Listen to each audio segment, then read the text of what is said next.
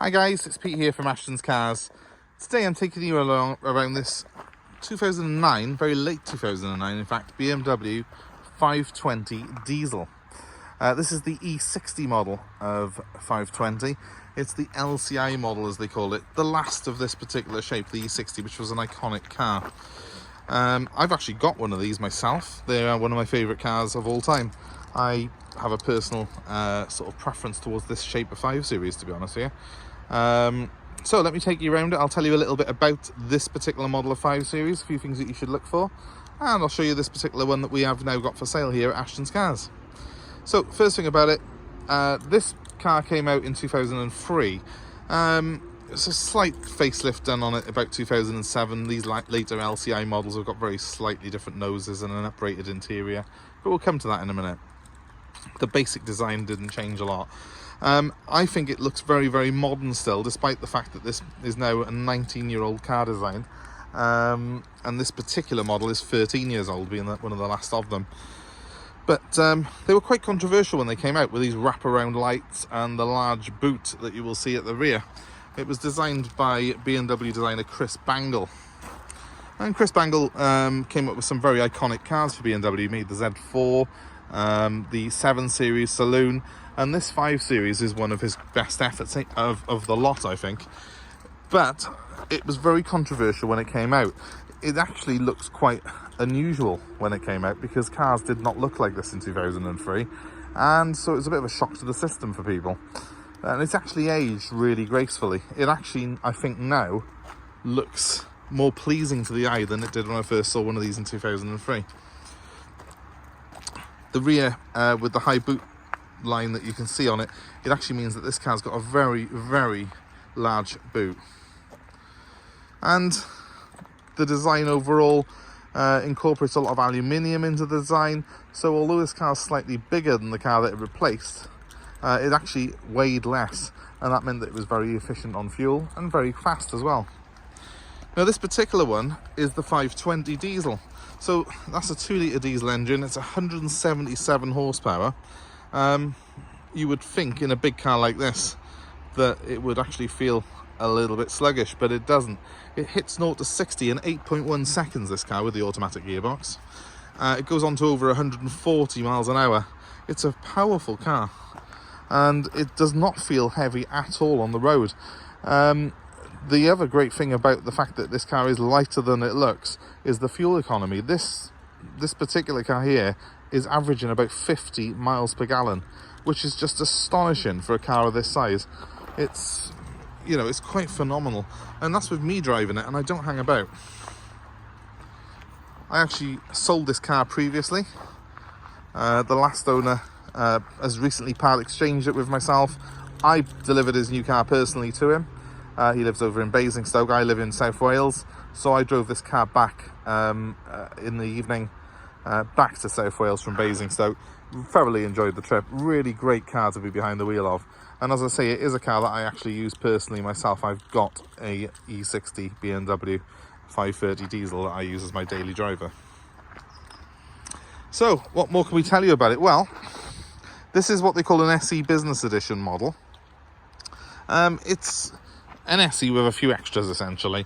We've got things like an uprated satnav, which I'll show you in just a moment. It's got electric seat adjustment for the backrest and the base in terms of height. It's got a really sort of nice interior where you've got more sort of aluminium and not really any of the wood that you get in some of the older SE models. It just looks a bit more modern and a bit more pleasing to the eye. And it's got front and rear parking sensors as well. Very important on a 5 Series they are, because it is a big car. I mean, it's almost 5 meters long, this thing is. Now, it's done 116,000 miles, this particular car has, and as you can see, it's in very, very good condition. I purchased the car myself probably about 2 years ago now, maybe a little bit less than that, and obviously the chap that my customer has had it since then. He's just recently put some new Pirelli tyres on the rear, so all the tyres are very good on the car. They are the Pirelli Run Flats, 17-inch, the proper ones for this car. And I know it's got a large amount of service history with it as well, this particular one has. I'm just going to show you the boot quickly. Now, apart from the fact there's still some bits in there that have been left in by the previous owner, but it looks like some sort of children's card, you can see the size of that boot. It's huge, absolutely vast. I think there's nothing this side. Maybe an Audi A6 is close, but there's nothing else saloon-wise that comes close to this in terms of the luggage space that's on offer. It's huge, and it's one of the reasons that I love it. Mine's always full of stuff for work, but you know, I really comes in quite handy having that much room, especially when you do a job like I've got. Now let's take you down the side of the car. The bodywork is excellent on this particular car. I guess you'll find the odd stone chip. Is that a stone chip? Yeah, there is a stone chip on the door by there. There's nothing really though to write home about. Very, very little mark by there. Apart from that, she's very, very good indeed. Let's just show you the interior of her. Starting off at the back, black leather in this particular car. Nice spacious interior, loads of room here, isofix points, rear ventilation points, and plenty of knee room there for your rear passengers. So, you know, I've got kids myself. This car serves the purpose as a great family car. There's plenty of knee room, and when your kids get bigger, which mine are now, my daughter's now 17, there's still plenty of space for them in the rear. It'll comfortably sit 5 adults, this car will. Now let's look at the front, the all-important bit. So here we are. I mean, I'm sure a lot of people have perhaps seen the inside of one of these at one point or another because they are a very popular car. The later models like this have got a different gearbox and a different shifter to earlier cars, so it's the more modern BMW shifter. It looks a bit like Robocop's thumb, but it actually is very intuitive when you use it. And it's got slightly different door panels on it as well. So mine's an older one, and my window switches are up there somewhere. On these later ones, they sort of made it a bit more slim looking there, and I guess it's a bit more pleasing to the eye perhaps, and a little bit more modern looking. As you can see on this particular car, it has got manual adjustment for the sort of sliding of this seat. It's like a semi-electric seat. But we have got switches for the height and for the backrest, which are electric, as well as the lumbar support. The seats in these cars are supremely comfortable. There's just so much space in these cars. And I'm going to jump in it now. I'll show you a few things about the interior spec on it then. So, first thing, let's just start this up and give you a little... I know for a fact I've got a number plate light out on it. It's going to give me an error message when I start the car, but let's just do that anyway. And I'll also show you the head-up display that this car's got. No, not all of the 5 Series have got a head-up display, but this one has. It was put on as an option when it was new. So I'm going to press the start button. She starts up perfectly. It tells me that my next service is due in 7,000 miles, or I think September next year. So I've got plenty of time left to the service. If you look on my windscreen there, you can hopefully see that I have got a head-up display. It's telling me I'm on my reserve fuel level at the minute, and my speedo's on there on 0 because obviously we're stationary right now. That's really cool when you're driving this car along to have that there. If I signal, you see my indicators come on there as well. And if I've got the satnav on, it'll actually bring up the next instruction on the satnav on my windscreen, so I don't have to be looking down at the instruments all the time. My screen might look like it's flickering there slightly on the recording equipment I've got, but it's not. It's the recording equipment making it look that way. But it's a huge widescreen satnav on it, and it's a really lovely display on that. If you just look at that, it's 3D. It gives you all the mountains, it gives you all the lay of the land. Very, very pleasing to the eye. We've got air conditioning, and it's ice cold, of course, as you'd expect. It's got the separate controls for passenger and driver, and we've got the uprated iDrive system. It's a much newer system than I've got in my particular car. This is, I can bring up the radio functions on it. I've got a telephone Bluetooth system on the car, and it all comes through this large screen here. I can also download CDs and USBs onto the car's hard drive, so it actually has got a hard drive system which can store almost unlimited music, and there's some pretty good music. The previous owner had really good taste, so I'll leave it on there for you, and you can be the judge if you buy the car. Apart from that, we've got cup holders, which I think work really well. That's my one. There's one over there as well, further on for the passenger. I personally like these. They don't take up any space. They can be slid away when you're not using them. I suppose if you were being critical, you haven't got anywhere to put your keys, but surely you put your keys in the ignition when you're in a car. You've got cruise control by here as well. It's pretty self-explanatory, and you would expect it to have cruise control, a car of this caliber, and it doesn't disappoint. And overall, it's just a very pleasant place to be.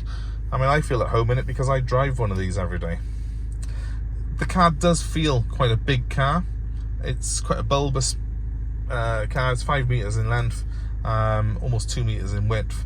So it's a big old bus, but I mean, you do feel very secure when you're driving around in one of these, and that's one of the reasons I've got one. You feel very safe. It's perfect on the motorway. It's a real good high-speed sort of bruiser of a car. And even with this 2-litre engine and the automatic gearbox, it's fairly quick off the mark. 0 to 60 in 8 seconds is pretty phenomenal for a 2-litre diesel of this ilk. I think the tax on this is about £170 a year, road tax. And the fact that I can do 50 to the gallon is just amazing. I've had it idling on the yard most of the morning, so I've probably ruined my average fuel consumption from my last trip. Let's have a look though what it's saying. That's average speed, 47 miles per gallon average, and that's with me idling it here for ages and going through a car wash earlier and stuff. No kidding, you will get over 50 to the gallon out of this car on a run. So that's really phenomenal. And there's not many cars this size that'll do that. If I put it into reverse quickly as well, just to show you the reverse sensor. So to use this box, you just literally press the button there, push it up for reverse and backwards for drive. As you can see, that throws up this on the dashboard, and that's my sensors, front and rear sensors on the car. It'll colour in that area in front of the car as I get closer to objects, and it'll also give me an audio sort of beep to guide me into place. To park, you just press the P on top, and that's us back in park again. It has got a handbrake, and it's an old style conventional one, which I much prefer to the electric handbrakes that they put on them now. One less thing to go wrong. And talking of things to go wrong, there's not a great deal to worry about on these cars. They are very, very strong.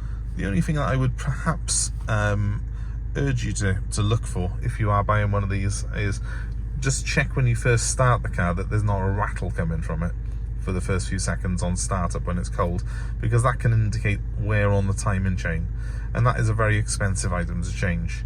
It normally would last the life of the time of the car, and certainly on this particular one now, which has done 119,000 miles, actually not 116, there is no audible rattle on it at all. It's very smooth, sounds really good. But if you do hear a rattle, walk away. It can be very expensive to repair, but not just that, if it goes and snaps, it can actually do your engine, and that's even more expensive. So that's the one thing that I would look for on one of these. If you are buying one, just make sure that, especially with the 2-litre models and the later ones in particular, that timing chain is not making any audible rattle when you start it up. It'll last the life of the car, that will as well. Just to clarify, as long as you service it properly. It's always very important when you've got a car with a timing chain that you do service the car, because the timing chain relies on it being fed by oil to keep it lubricated, and if you've got dirty oil in the car or not enough oil, it's not going to be lubricated properly, and that's when it wears. So all these people who say, oh well, my friend had one and the timing chain went, I mean, did it have service history? Had it been looked after properly? If it's a well looked after car, a BMW 5 Series 520 diesel, it'll last you your lifetime. They're very, very strong, very reliable cars, and very cheap to run for the type of vehicle they are. So other than that, I would personally, this is the one I would buy in this class. And I'm not just saying that, I put my money where my mouth is, because I have got one. And if you're looking for something like this particular one is now coming up for sale with us. So my number is 07932 873 646. I think for the money these cars are now, there's very little can compete with them in terms of the quality and the, you know, the sort of the value that you get. Please give us a like, give us a share, subscribe to our channel, and of course feel free to comment below. Let us know your own personal views on these. If you have a look at sites like Parker's, they will give you a review of around about 4.5 stars out of 5. Not many cars get anything near that on there. They're normally all 3 and 4 star reviews. This is very close to being a 5-star car. So it's a very well thought of car. Even now, 19 years after its launch, this particular model of 5 Series is very well loved. So that number one more time, guys, 07932 873 646. Thanks ever so much for watching. I hope it's been of help to you anyway. And enjoy your day wherever you are. Thanks for watching. Bye.